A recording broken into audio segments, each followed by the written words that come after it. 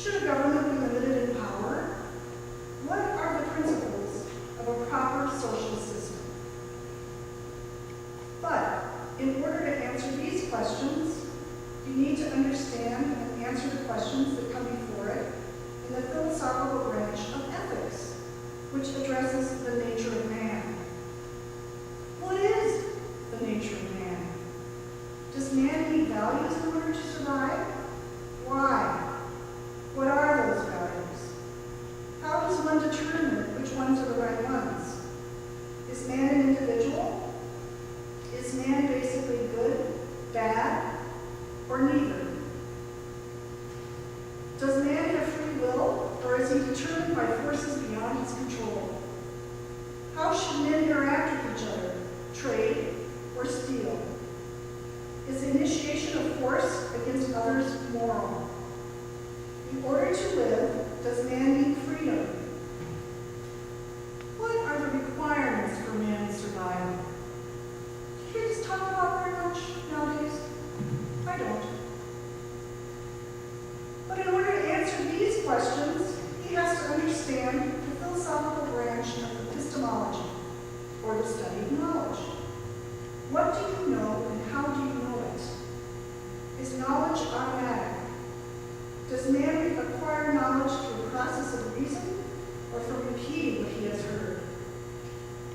Is reason enough to comprehend reality? Can man make mistakes? How does man know when his conclusions are valid? Can man be certain of anything, or is he doomed to live in a state of self-doubt? But the answers to those questions rely on the philosophical branch of metaphysics, or the study of reality. Is reality chaos, or is it knowable? Is there only one reality, or is it different for everyone? Is what you see real, or an illusion? Can you change reality? Can you see from this how the correct development of higher level concepts rely on the proper development of the concepts that come before it in sequential layers, each layer relying on the foundation that came before it? Every decision a person makes, from who he votes for to what school he sends his child to, is based on concepts, which are based on earlier concepts, which eventually comes back to his fundamental understandings about reality. Concrete bound people have a disconnect between facts and principles. They go through life in a fog of confusion, saying one thing one moment, only to say the opposite several days later. They have a hard time following the train of thought from one to another, and they can't make connections between ideas. Since they are so confused and find thinking so difficult, they rely on what they hear others say is true, and they just go around repeating what they have heard. Even though concrete-bound people have gone to school, they are utterly undereducated. Our most common educational system is not teaching children how to think. As a matter of fact, it is downright sabotaging it and leaving the child at a perceptual level of functioning. How is it doing it? Well, now before we answer that, we need to understand the child. What is the child like, and how does he learn? First of all, the baby is born with a blank mind. He doesn't have any innate knowledge. He starts at the perceptual level. He grasps that something exists through his senses, but he doesn't know yet what it is.